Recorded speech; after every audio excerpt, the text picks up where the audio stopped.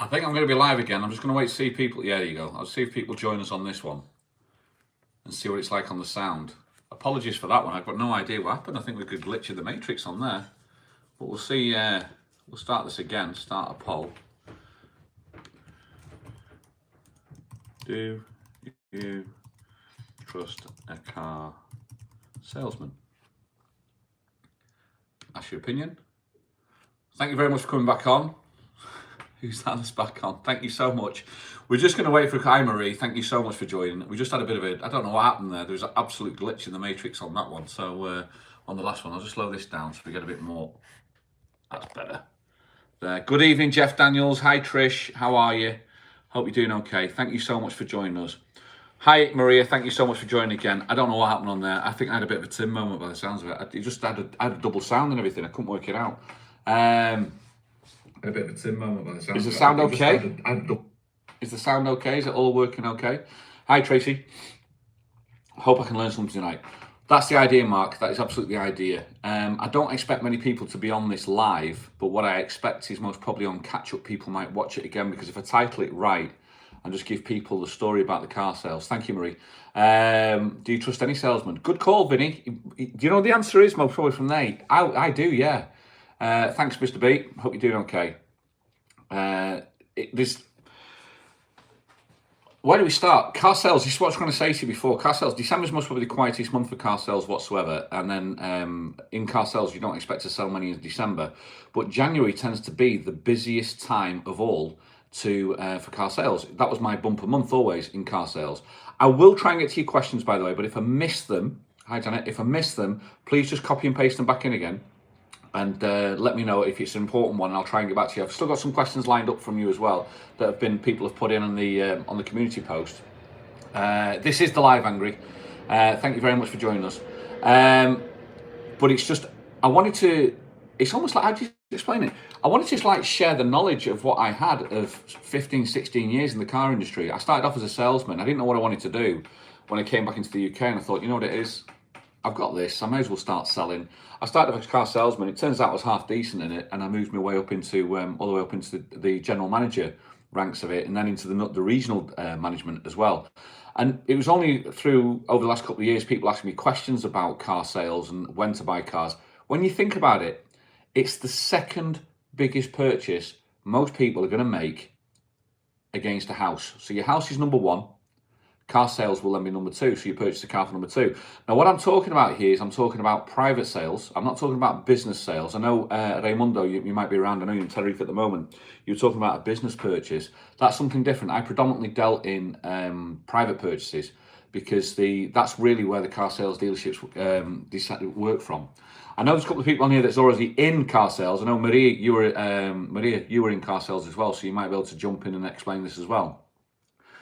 My question is, I work for a main dealer, and the main dealer I used to work for was Evans Halshaw. Evans Halshaw had 220 dealerships through across the UK. I started for a company called Reg Vardy that was in the northeast, and they had 25 dealerships. And it was a great, Reg Vardy had been going for 25 years, and then they got taken over. He sold out, and he sold to Evans Halshaw, and then Evans Halshaw became the biggest UK dealership, the biggest dealership in the whole of Europe, with 220 dealerships. So what I'm doing is putting a perspective against buying from a main dealer, also buying from a private dealer. And also I've got some questions that have been asked in the community that I want to answer to people as well.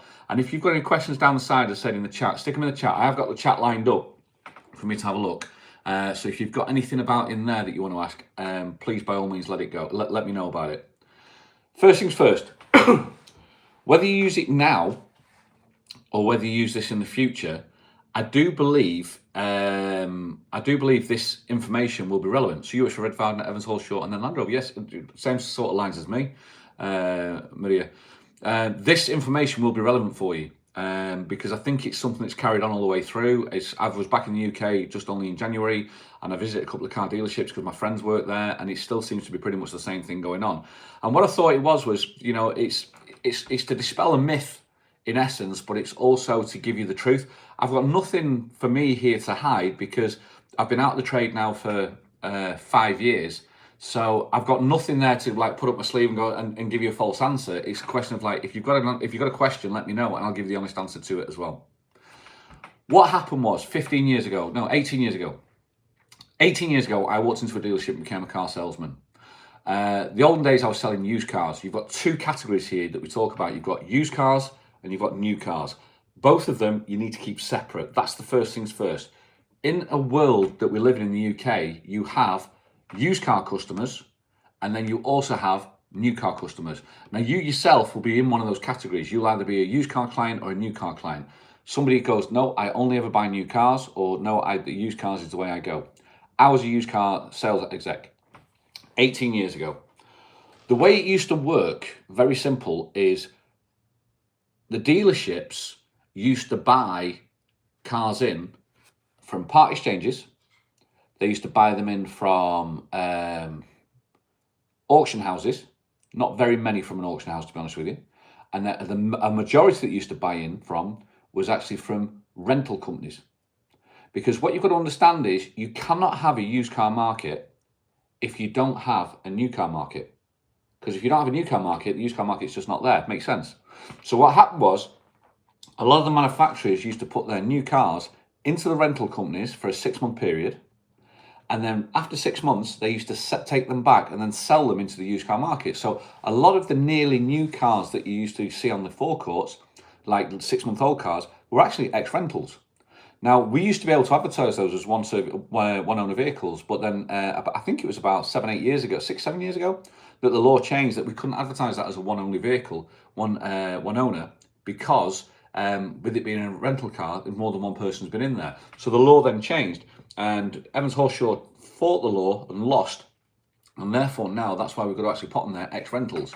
But there's nothing wrong with an ex-rental, because what happens is when it comes back into the dealerships, they actually have to go through rigorous checks for it before they then put it on a forecourt.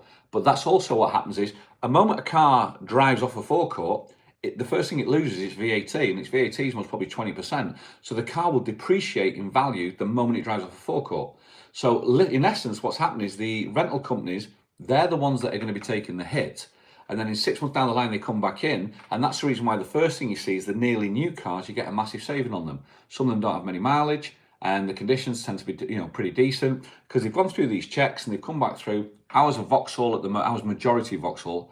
I have had experience with Jaguar, Skoda, Kia, BMW, but the majority was Vauxhall for me. Majority of my life was Vauxhall. So that's really what happens when it comes back into the dealership.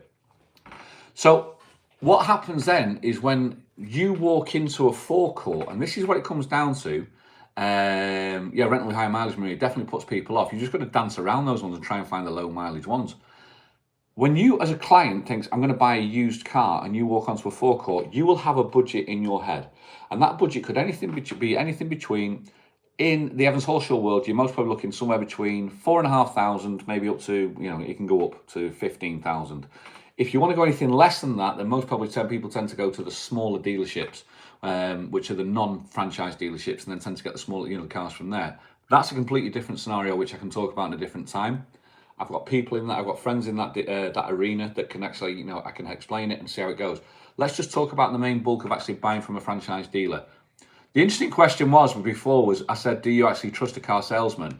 And when I said you trust a car salesman, there is a vote on there. There's 25 votes. 60% of the people at the moment said no, they don't trust a car salesman. The first things first is, genuinely, these days, I think you should trust a car salesman. I think you should trust a car salesman. The reason being is because they've got nothing to hide at the moment anymore. What happens is these days, from the olden days of the Arthur Daly with the jacket, that did a lot of damage most probably to the car sales industry, but that's before I got in. Nowadays, they are FCA regulated by the Financial Services Authorities. They are tested to the hilt. There are so many processes put in place where a sales exec then is not allowed to deviate from that. Therefore, it makes it a lot more honest for the car salesman to actually do his job. Angry, thank you so much. Now you're walking off weight, you can buy a Diet Coke on me. Thanks, Angry. You can actually then trust a salesman in the knowledge that he's doing. Let me explain a couple of processes for you. Let me explain, first of all, the car dealership. When I started 18 years ago, Maria might be able to answer this as well, the car salesman was the king. He was the man in the dealership walking around in the suits, and he was the one. Everything revolved around sales. That's what it was. Over the years, the main franchise groups have flipped that on its head. They have realized one thing and one thing only. The profit in cars is irrelevant. What is relevant is how many cars they get out into the network. Because if they sell mass amounts of cars into the network, what they then have is, after the first year, everybody coming back in to get the car serviced. And that's where the money is. So what they call it is they create what they call a car park themselves. And from that car park of 100% of cars that they sell out, they expect in the first year most probably 65% of the people to come back to get the first service. In the second year, that will drop to about 40% of people. And in the third year, that might drop off again to about 20%. So the idea here now is when you walk in as a car sales, as a client to buy a car, you're not going to get the legs pulled from under you, because it's in the dealership's interest to get the car out into the car park, which we call the village community, as quick as possible, or as much as possible, as many times as possible, because that is where the money's going to be on the service as it comes back in. However, that's a completely different scenario, which we can talk about another time. This is me using the general manager's head, because this is what I knew. As a salesman, I thought it was all about the sales. But it's not. As you go up the ladder, you realise later on down the line, it's nothing about the sales. It's actually about the service coming back into you. But we need to, first of all, just talk about this sales line, okay? I do a lot of hand gestures because it just gives the idea of what's going out and what's coming back to you, okay? So let's have a look at this, first of all, as a car in the car sales world. You walk onto a forecourt, and we're talking, first of all, now about used cars. I'm going to look at two different things today. I'm looking about used cars. I'm going to flick it onto new cars later on down the line, because we've got two types of client. But you're predominantly looking, first of all, for a used vehicle. There will be, talk about a major franchise dealership. Every dealership is different. The smallest dealership I worked on, we had 36 used cars on the forecourt. The biggest dealership I worked on, we had 180. And we were selling 180 cars a month. So if you think of that over 30 days period, you know, on a weekend, if we weren't selling 8 to 15 cars a day, we were struggling as a dealership. So what we had to do here is actually concentrate on getting these cars out to people and getting them sold. You walk into a forecourt, first things first, you will get accosted. You'll get accosted. The reason being, though, that you'll get accosted is very simple. If you've got a sales team of 10 people, the first sales exec that speaks to you means that's your client, you're his client. So hence the reason they go very fast for you straight away. Hi, how you doing? What can you do for it? It's like, whoa, hang on a minute. That is the only reason. There's no other reason. They are going straight away because that means you are their client for that time, for that duration of being there. So don't be afraid with that. Be prepared for it, that you're going to walk on and the first person that comes to you just means he's clocked you coming out of the car. He knows he's going to have a chat with you. And the moment he comes over to you, first of all, it means you are his client. But sales need to sell, so tell you anything for that sale. I'm just thinking about salesmen. Magic, yeah, I'm trying to get over that. Today's about keeping them to keep the customer reservicing, etc. It is, absolutely, Marie, that's what it's about.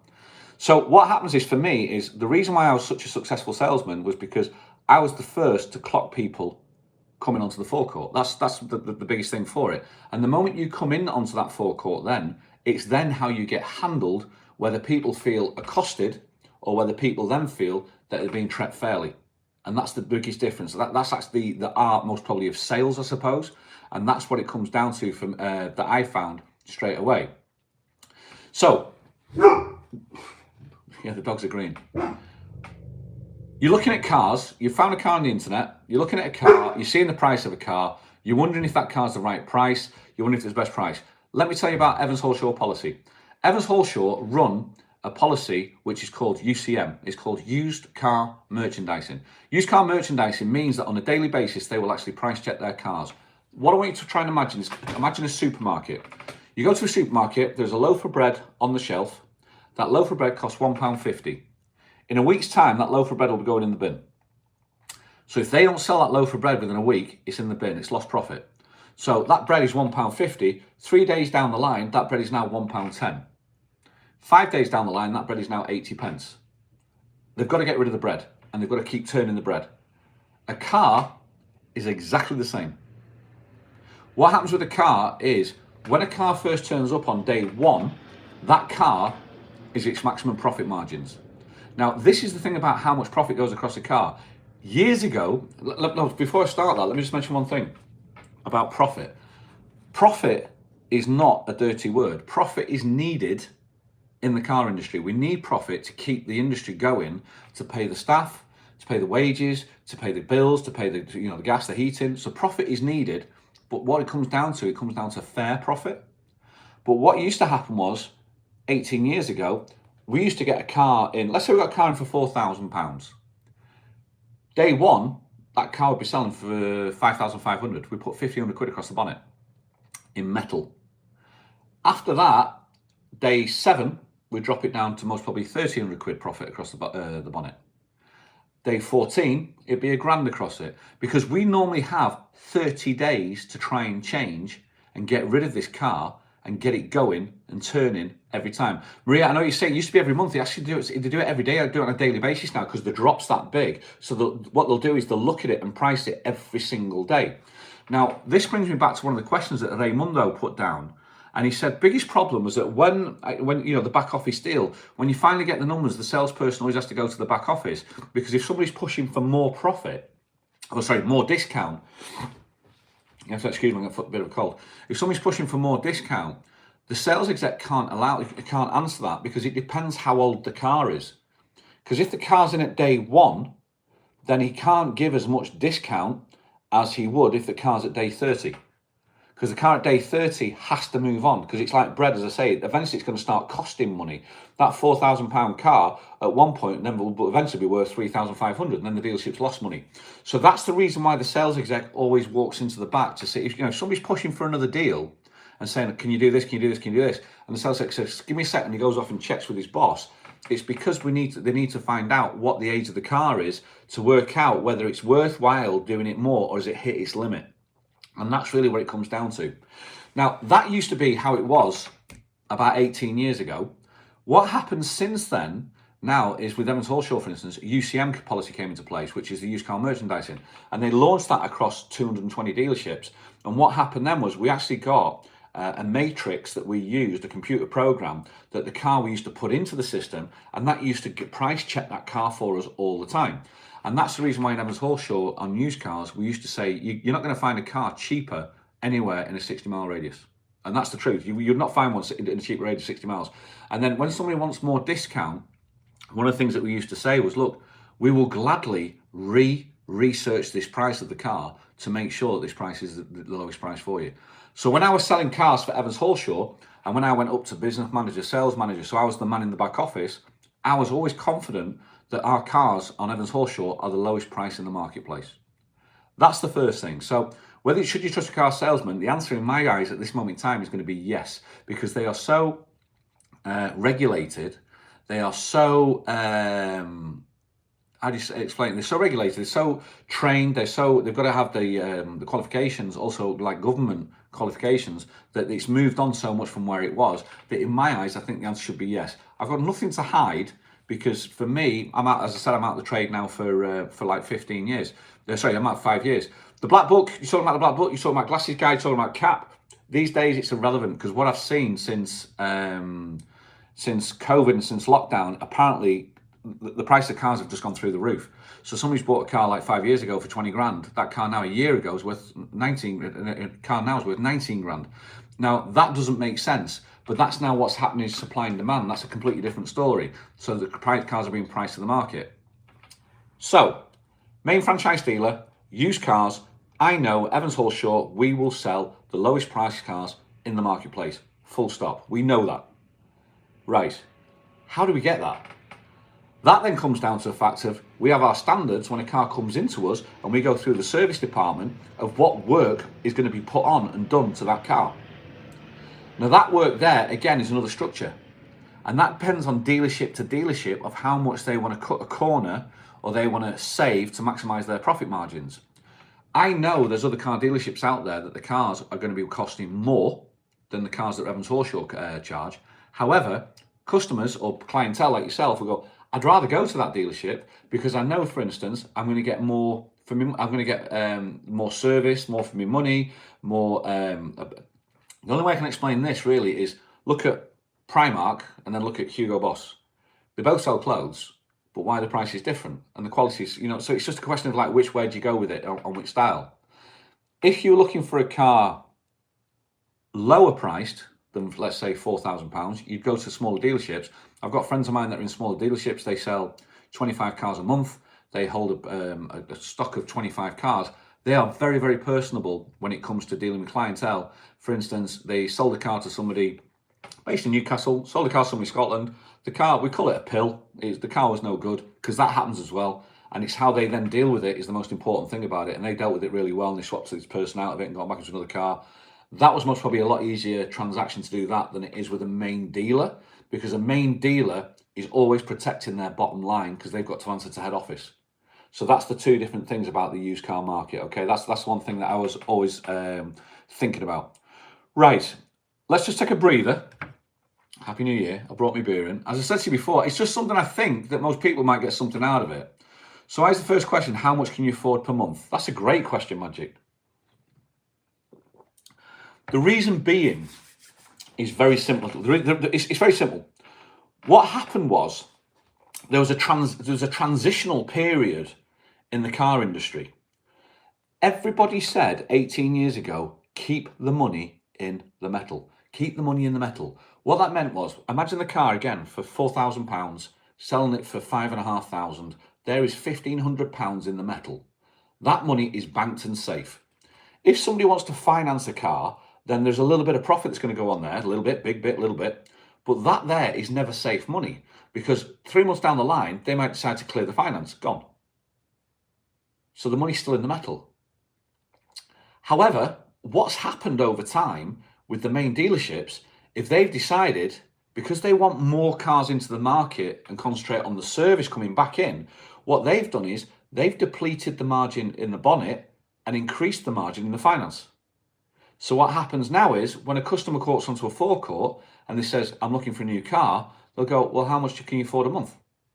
And the reason why they're doing that is because that will dictate what price of car that somebody then can sell and can buy. And that dictates the price of what price branding that people are looking at. Or we can, as a sales exec, you can direct somebody to the correct price branding of what it goes. There's nothing untoward about it. It's purely because the price of the bonnet, metal bonnet, when I started, it was £1,500. When I left, it was £339 was the cost of the bonnet profit of a car. So you imagine a £7,000 car going out and it only makes £339.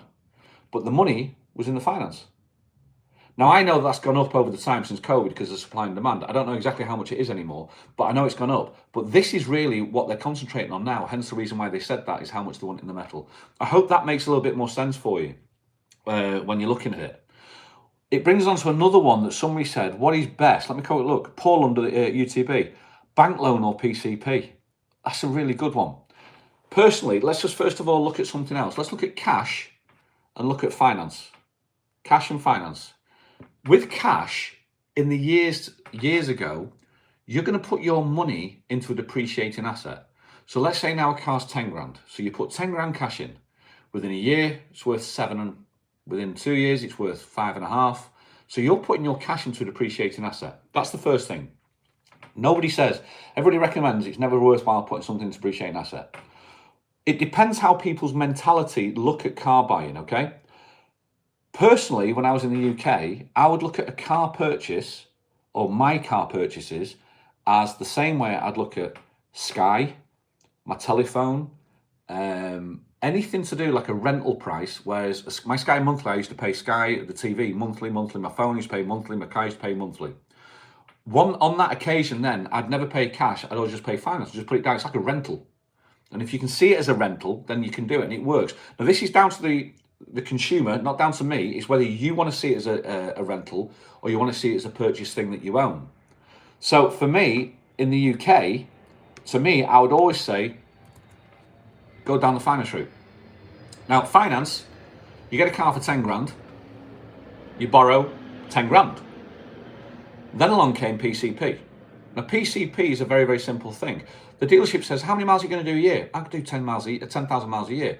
Okay, so this car, 10 grand, in 3 years' time, is going to be worth, it's going to have 30,000 miles on. We know that this 10 grand car is going to be worth 6.5 grand. So why don't you just finance the 6.5 grand? Because at the end of the 3 years, you can hand it back, you can get a new one, or you can pay off the amount and keep the car for yourself. So that's what happened to PCP. So all the payments on finance came down all of a sudden, but they were then mileage based. Anybody who went over the mileage, there's a mileage charge on it, but that's what happened. And it was a fantastic idea for two reasons. The first reason it was a great idea was because for yourselves, it made the finance payments less. But as a car dealership, at 3 years down the line, you had to make a decision. You had to either keep the car and pay off the finance, you had to hand it back and go and get yourself another car, or you had to refinance the remaining amount that you needed.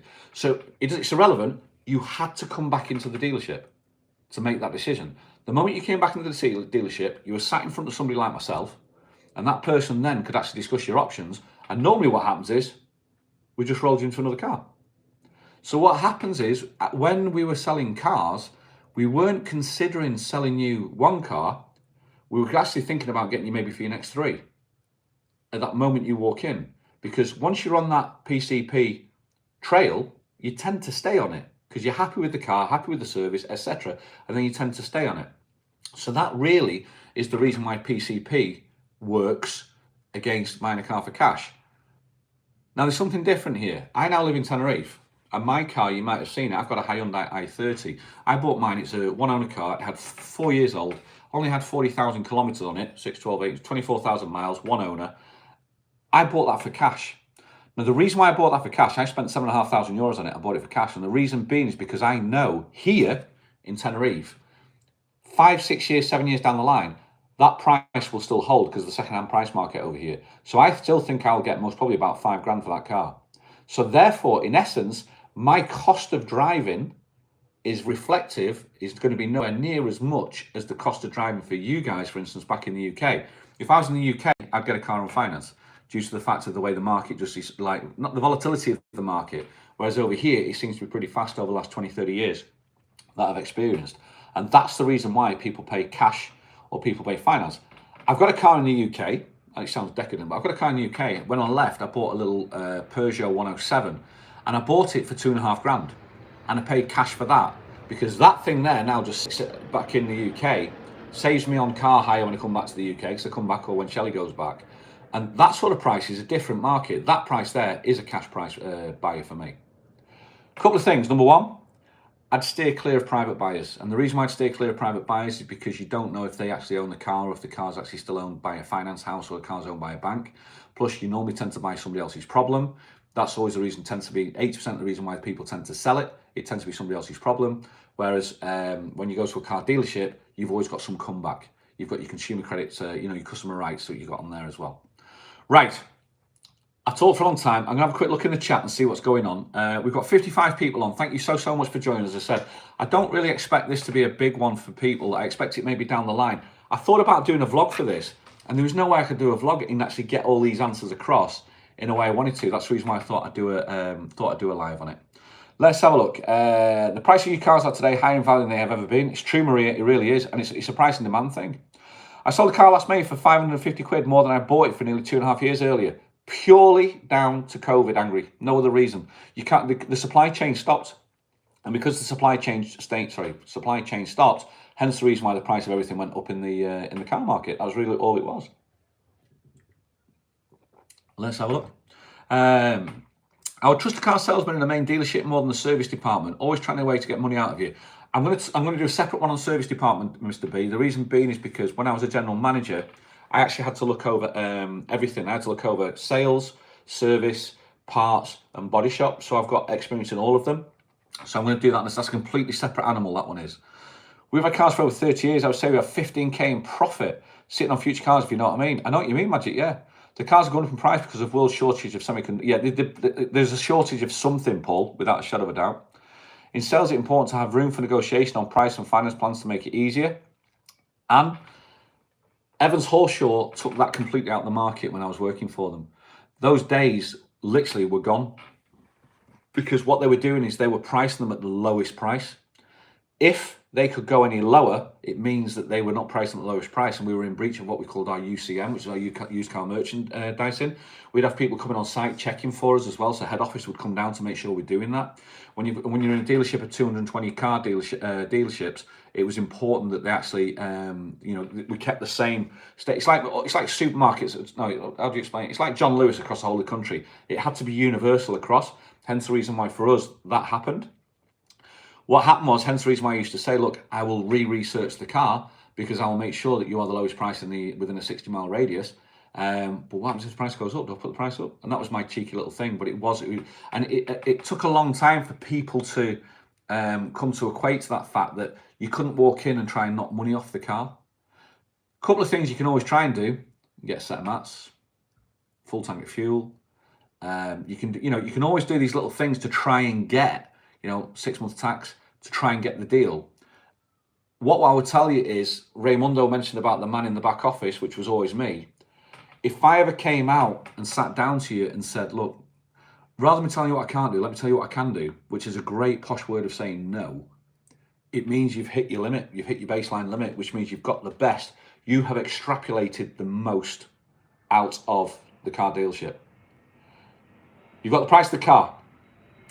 That now has a set amount across the bonnet that makes it the lowest price in the marketplace. They will not normally budge on that price. I'm talking about main franchise dealerships. However, you've now got your finance on the other side where they're trying to make money. So they will change the rates, etc. That's where you can compete. And that's where you can actually ask for discount. That's where you can ask for lower rates. That's where you can ask for what the rate is. Is that the best rate you can do, etc. Because that's where you're going to actually start making your most savings. Because if that's set by the by the dealership, they only have this to maximize profit. So that's where most probably people need to go to try and get that. Let's have a look. The cars have gone up. Yeah, that's what we're doing, and our cars due to go back. That's what we're doing, and our cars due to go back in February. Most probably, yeah. My second son is first in the family to go PCP. It's there's nothing wrong with PCP, Mr. B. But what just remember is, in 3 years down the line, they're just going to try and keep him in. It's not difficult to get out of it. It's convenient for your second son just to turn up at the dealership and then walk away with another car. So in essence, the dealership's not just sold one car; they've sold 2, maybe 3 cars. After the third car, people tend to go, yeah, I'm going to go and look at this model now. And that's when they walk away. But it's just bear that in mind when it comes to it. And make sure he stays in the mileage bracket. If he stays in the mileage bracket, he's absolutely fine. If he stays under the mileage bracket, he might have a chance where he gets some equity for the next car. If he goes over the mileage bracket, that's when he starts getting penalised. So just remember that. Upselling has always been enforced too. Now, this is it, Magic. This is what it comes down to. This is where a sales exec makes his money. They will make, in my day, when I was a sales exec, I got paid per car. When I went up the ladder, a sales exec has to sell at least 12 cars before he even hits the commission banding. So he's just got to sell. Once he's hit the commission banding, that's his commission in for his commissions in for the month. He then can concentrate on his upsells. Now, his upsells are the things that you normally tend to see, which is like the Diamond Bright, which is the paint protector, gap insurance, which is something else which I can explain on a different time for you. Those are the things that actually will upsell to a client, which are beneficial to clients to a certain extent, but will actually pay the sales exec and make his money up. So what I would say is go easy on the sales exec, because they've got a bit of a tough gig that they've got to try and hit. They're trying to appease you and make sure that you're a very happy customer and very happy client. But in the meantime, they've got most probably lions in the back office that are roaring at them to go out there and make sure they extrapolate the maximum amount of profit from people. So it's a very fine line that they do on there. And as I said to you before, I would trust a car salesman.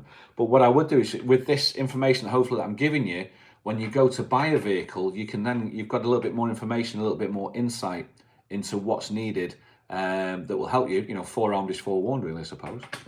Elizabeth, I bought a new car in October, traded my old car just under 3 years with low mileage, and was astounded with trade price, really generous. It is a buoyant market at the moment, Elizabeth. I've got loads of people in the car industry back in the UK that are telling me the market is phenomenal. It's absolutely bouncing. Our car is 7-year-old. This was my work car initially when I was on the road, so I got it on a PCP for 4 years. Naturally, we're going to keep it. Yeah, we now have equity in the car, as I was amazed at the value. Honestly, we're in unprecedented times. Absolutely unprecedented times. Right. Used cars. Done. Any questions about used cars? Stick them in the comments below and we'll have a look at those as well. Let's move on to new cars, because new cars were just a completely different animal. And when I tell you about the new car story, you'll start understanding it. If you are a new car customer, you'll start understanding the real reason why the new cars were completely different to used cars. First things first, you walk into a car dealership, main car dealership, I was Vauxhall, so you walked into a Vauxhall dealership, you'd normally see 6, 7 cars in the showroom. Could be some more where we used to, like the big site I used to work at, there was like 15 cars in there. We just take a drink for this one.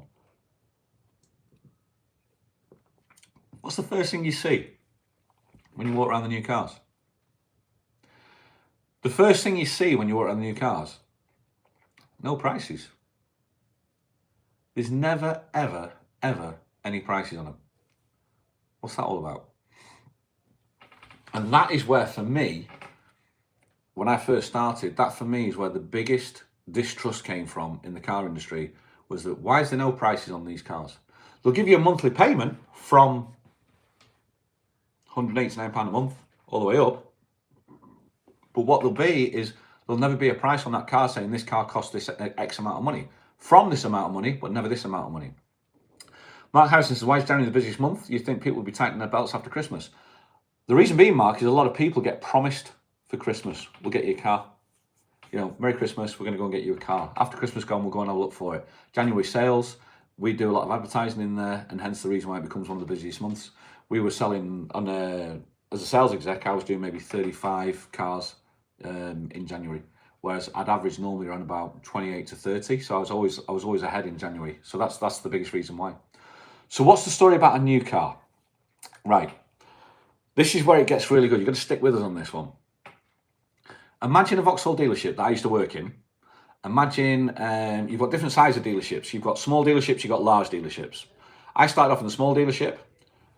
Vauxhall used to come to this small dealership and used to say, right, we're going to work on a quarter basis. January, February, March, that's a quarter. April, May, June, that's a quarter. July, August, September, there's a quarter, okay? So that's what they're going to do. They're going to work on a quarter moment. Let's look at January, February, March. Let's look at those. In the small dealership, they're going to set us a target. And the target they're going to set us, say, look, we're going to set you a target of 80 Vauxhall cars. If you sell 80 Vauxhall cars, we will give you what we call volume bonus, which will equate to £750 rebate on each car. Now, I've not got my phone's up there. If you do the maths on that, let's have a look. See, I've got my calculator up there. I always struggle to find my calculator on it. Let's have a look. Calculator, it's up there somewhere. There it is. There. Come up. There you go. So, 80 cars times 750 equals £60,000. So if my dealership would sell 80 Vauxhall cars, I will receive from Vauxhall £60,000 in that quarter. That's part of my profit. Now what happens is, when I have a dealership, I will have an accounts target that this dealership must hit. And in there, that amount will be in there, because it'll say, look, you need to hit 80 cars and therefore you'll get this. So part of the profit, the bottom line profit of a set of accounts, that'll be equated to it. But what happens now is we've got 3 months to do that. We've got January, February and March. So in January, when we're selling a new car, we will sell this car out. Let's say the car's £8,500. We will, as a dealership, will try and be cheeky and try and sell it for £9,000. Because we will sell £500 worth of profit on the car, knowing in March, we've got another £750 coming through the back door. So January on new cars will work at about £500. We might do a deal for 4, we might do a deal for 3. Somebody comes into the dealership and like hammers a deal. Now this is where the prices are fluctuating all the time on the new cars, and they'll go, yeah, we want this price, We've always got our cost price line, because we know if we hit the cost price of 8,500, we know underneath there's going to be 750 quid coming in. So anything on top of that is a bonus. So we start off in January here, February, March here, sometimes here, sometimes we might do a deal for nothing, depending on how hard the client is on new cars. But that's what it always tends to be. So bearing that in mind, when is the best time to buy a new car? March. End of March. End of the month. Because the end of the quarter, March, June, September, December, at the end of the quarter, we are chasing our target of 80 cars. Now, can you imagine now, On the 26th of March, there's 31 days to go, so there's 5 days left of March, and we are on 72 cars. We need to sell 8 cars to release 60 grand. Because if we don't sell those 8 cars, we don't get the 60 grand. So there's the car for £8,500. We've sold 72 cars, profit here, here, here. We know we've got to release 60 grand here. So on the 25th of March, if somebody came in and says, I'll tell you what, I'll buy a car off you for 8 grand, which is here, we'll do it. Because we know that even if we do that and we hit our target, we're going to get 59,500 back in. So if you're looking at buying a new car, the best time to buy the new car is always going to be at the end of the quarter. End of March, end of June, end of September, and end of December. So what happens if they've hit the target? If they've hit their target, what they tend to do is they tend to just blow them out at cost price. Because everyone they sell, they're still going to get 750 coming back through the door. So if they sell 81 cars, they're going to get 60,750 quid. So they tend to just sell them out at cost price. And that's the biggest thing, the secret about new cars. That's the reason why new cars don't actually have a price ticket on them. Because you can't price a new car based on a set price, because it's all dependent on how much money, the backdoor money, is going to be coming through from a dealership. And that's what it comes down to for us. That's what I think anyway. My mate always buys an ex-demonstration car and always buys down south, never buys in Scotland. That's too expensive. Interesting. It depends what down south is, Magic, because what we found is the north of England was cheaper than the south of England. So it depends where, if you're up in Scotland, then, south of the border, I can get that as well. Add-on, CD, aircon, colour, sunroof, bumpers, engine, too many choices, whatever happened to just buy a new car. That's exactly what it is as well. So what happens is, the other thing as well is, when you think about the stock of new cars, you walk into a dealership, there's 15 cars there in the dealership. There might only be another 20 cars around the back, so they've only got 35 cars. If you've walked into this car and go, I like that car, but I want it in blue, what they do is they'll have to go into the system and look for blue with Vauxhall, let's say, for instance, back at Ellesmere Port, but the only one in there's got aircon at an extra 500 quid. So they're going to come back and they go, yeah, we've got the blue one, but we've got it with aircon. So what they're doing is they're selling off their stock list. Because what happens is, if you imagine January, February, March, you come in February wanting it, and you want a specific car, and Vauxhall don't have it, it can't get in their monthly target. So what happens then, it goes into March, April, May. So they missed the 80 cars. However, sometimes it'll happen if a customer's persistent and they start with a head start in the following quarter. So that's how it tends to work. So then it'll come into this quarter here, which is April, May, June, rather than January, February, March. And that's how it works on there. There is Rick in Prestige. We now have equity in the car. Yeah, Prestige, a lot of money in Prestige at the moment. It's weird. The car market's really, really strange at the moment.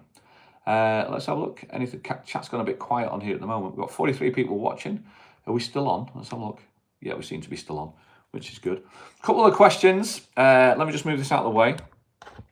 We're at present looking for a small car. This is Magic. Yeah, you put this down, Magic. Looking for a small car. She drives to uni. She has an old Beetle 1.6 petrol that runs bad lights on the dash. Exhaust smells terrible. She would like a Fiat 500. 3 grand is the max. Any advice? What questions we should be asking? Private or trade? Thanks. If you're going to ask private, always ask is, have you done a HPI check on the car?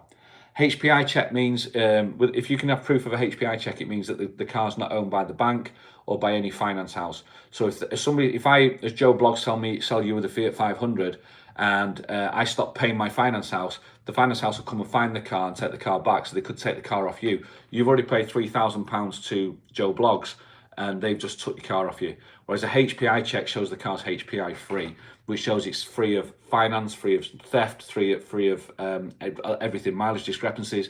It has a lot of stuff. That's the first thing I check on that. £3,000 is the maximum. You're not necessarily going to be going to the main dealerships. What I would then do is I'd then go to a reputable smaller dealership. You've got different degrees, you know what I mean?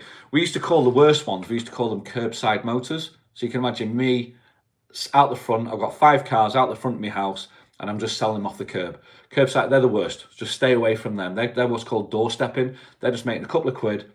One of the biggest sayings that we say in car sales, excuse the language, you can't polish a turd, but you can roll it in glitter. So you can make something look nice when it's actually a pill and it's a problem. So what I would do is most probably then consider looking instead at looking at the dealership, not the main dealerships, look at the ones below it that are holding about 25, 30 cars on the forecourts. Let them know. Sometimes what's worth it, Magic, is if you let them know that you're looking for a car, they'll actually go looking for it for you. And they'll actually find it for you. They've got definite ways of finding it and easier ways to find it, whether it's from an auction or whether it's from other private sales. They'll buy it in off the private sales. Let them make their profit. That's the thing. Let them make their profit, because that profit is your backup if anything goes wrong. So that means you've got some comeback if it goes wrong. And as mentioned before, cars go wrong. We used to sell 180 cars a month as used cars, and I'd expect from out those 180, 4 or 5 that I'd have to buy back. And it sounds awful, but it's just the way it is. It's a attrition. It just has to happen. And it's like, I'd love to sell everybody the perfect car, but I don't fix the cars. They're around the corner, in the service department, which we'll talk about another time. But it's those things from there. It's too late. She bought one on Thursday night. She got a white Fiat 500, 30 quid tax and very cheap to run. She's well pleased. 12 plates, 63k, 2.7. Brilliant. The main thing is, so long as she's pleased, Magic, that's what it comes down to. She's pleased. That's what it's all about. Let's have a look. Here's a few questions. When is the best time to get rid of a car? They used to say 5 years, 60k. Now 3 years. 3 years. Most probably people tend to keep a car, believe it or not, around about 22 months. It might have changed now due to the fact that the price of the cars are going up, but it's normally around about 22 months. Around about 40k. The dealerships, if they're doing the jobs right, they'll contact you and they'll try and buy your car back, because what they'll do is they'll try and work out a deal where they can get you back into another car which is newer and keep your payments the same. That was one of the big things that we used to do as a dealership to see if we could do. So that was one of the best things for it. That's from David Hughes. That most reliable cars. That's a great one. Most reliable cars. Right. This is where you step into the service department. I used to have a service leader that said, I used to love working at Renault. I said, why do you like working at Renault? He says, because they used to go wrong that much time. We used to get so much warranty work back from Renault. It was fantastic. I'm like, cheers, Dave. Thank you very much. And so it comes down to the warranty work. I then worked at Jaguar, and there was another mechanic at Jaguar, and he says, buy Kia or buy Hyundai. I'm like, well, why is that? And he went, well, these days when you look at it, you don't have to take the engine out to replace the light bulb. So your cost of labour is so much lower. I genuinely believe now nobody makes a bad car. Nobody makes a bad car. Every single car is most probably generic and it's pretty much the same, so nobody makes it. But what actually comes down to there is that stuck in my head was the labour cost. Hence the reason why I've got a Hyundai, because the labour cost is going to be so much less if something goes wrong and it needs repairing. Whereas sometimes with a Renault, you might have to take something out to get to the light bulb, for instance, where this one is just Kia and Hyundai. For the Koreans, they somehow just seem to just put everything in a row and just keep it along the line.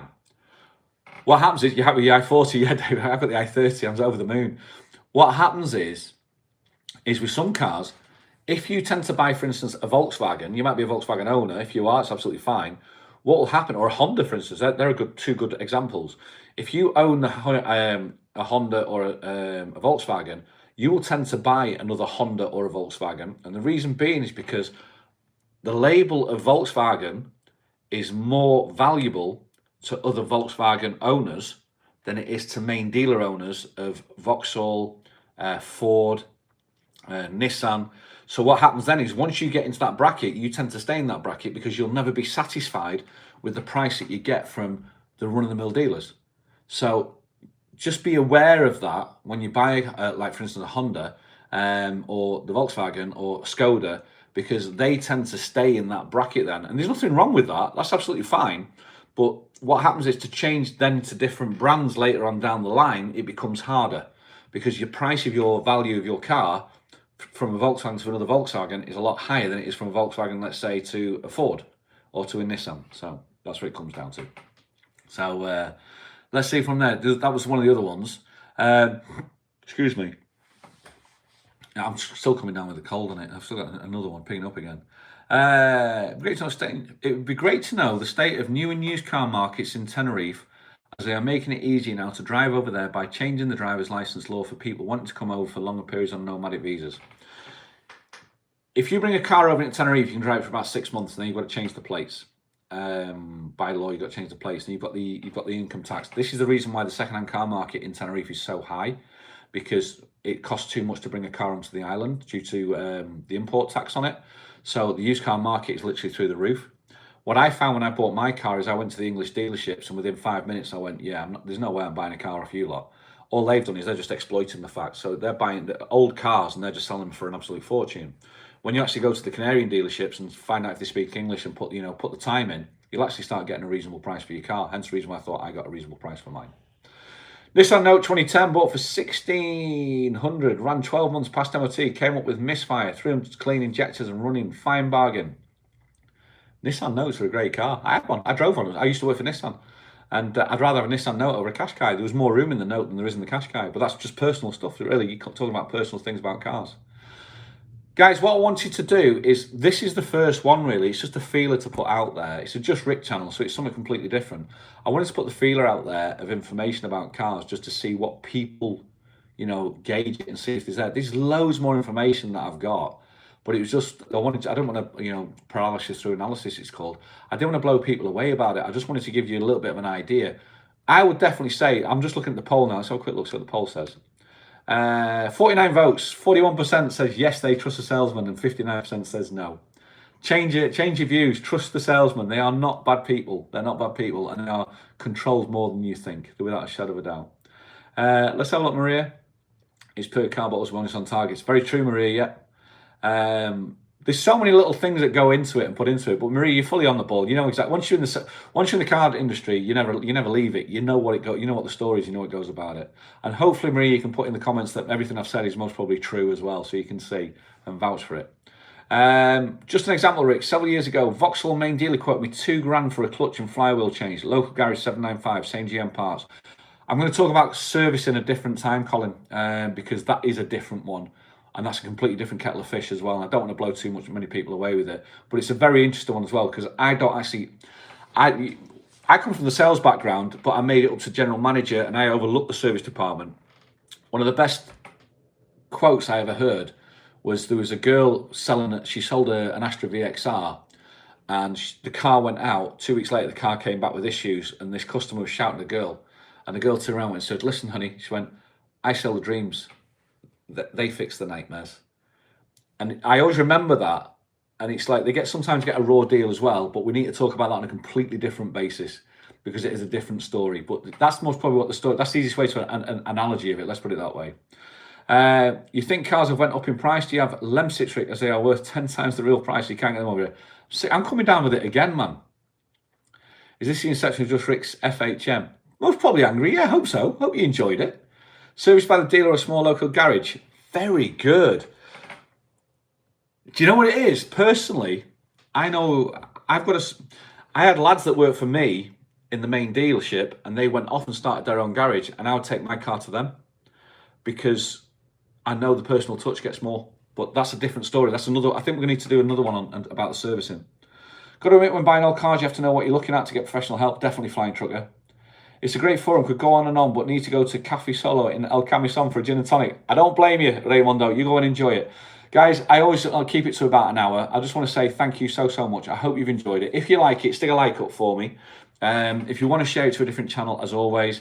If you've not commented on it, thank you for watching in the background. And if you want to consider sharing it, I'd really appreciate it. It might help somebody. It might help your sister. It might help a cousin. Something like that when they're coming and looking at buying a car. I'll keep up the vlogs as normal. We'll get walking again soon. And just for myself, let's have a look. Yeah, if everyone's just finishing off, if I needed the car, definitely. Thank you so much for getting involved. I really appreciate the stuff in the chat. I'll look over it. Any questions, any extra questions, stick them below, and we'll see if we can answer those for you as well. So for me, Saturday night, go and enjoy the rest of your Saturday nights. Thank you so much, and I'll see you on the next one. Cheers, guys. Thank you so much. All the best.